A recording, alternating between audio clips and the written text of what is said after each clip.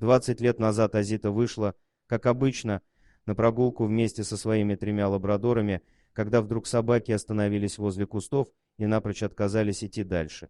Так женщина обнаружила заживо погребенного новорожденного малыша, тому было едва несколько часов от роду. Совсем недавно Азита снова его встретила, выживший тогда ребенок вырос и был чрезвычайно рад встретить свою спасительницу. Тогда, 20 лет назад, это событие сильно потрясло Азиту Меланян, Азита Меланин. Кто мог поступить так с ребенком? Если бы не собаки, малыш бы совершенно точно умер и, возможно, так никогда бы и не был найден. А тогда женщина раскопала сверток из голубого одеяла, в котором лежал едва дышащий младенец с необрезанной пуповиной. Азита вспоминает, как она побежала обратно к машине, чтобы запереть собак и взять телефон, как начало позвонила в полицию, а связь все обрывалась и обрывалась. Тогда Азита остановила проезжающий мимо автомобиль и, рыдая, попросила водителя дозвониться хоть до кого-нибудь. Она одновременно пыталась очистить лицо ребенка от грязи и, плача, умоляла его держаться и не умирать. Малыш тоже плакал, но было видно,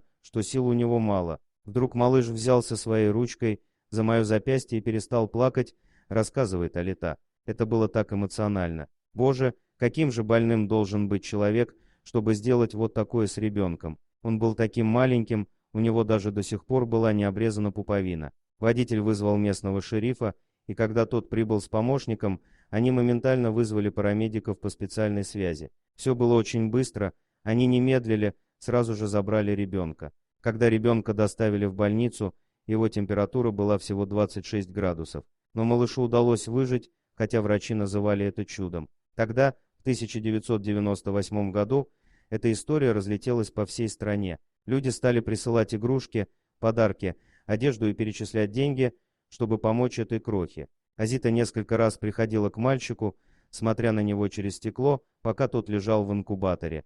Женщина не решилась усыновить мальчика, так как эта история была тогда у всех на устах, и Азита побоялась, что это привлечет к малышу ненужное внимание. В больнице мальчика называли малыш Кристиан, на английском Кристиан и христианин произносятся одинаково. Азита приходила навещать его в течение года, вплоть до момента, когда социальные службы сообщили ей, что малыша усыновили, и потому она больше не может выходить с ним на контакт. «Я тогда почувствовала такое разочарование», — вспоминает Азита. Это событие, безусловно, сильно изменило и саму Азиту, и всю ее жизнь. Она организовала благотворительную организацию «Дети одной планеты», и в рамках этой организации стала помогать сиротам по всему миру. И еще я надеялась, что однажды он найдет меня точно так же, как я когда-то его нашла, говорит Азита.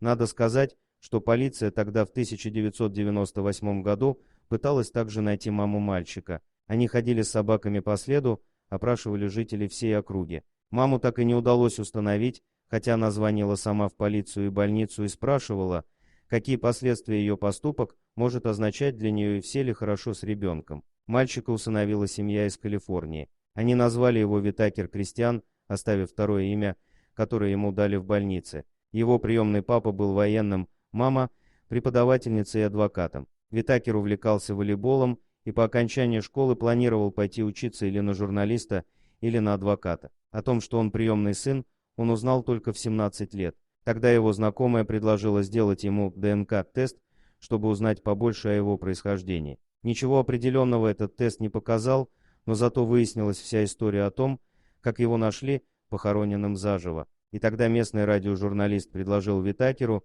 встретиться с женщиной, которая его нашла. Дорогие друзья, если вам понравилось видео, поставьте лайк, а также подписывайтесь на канал, где найдете еще много интересного.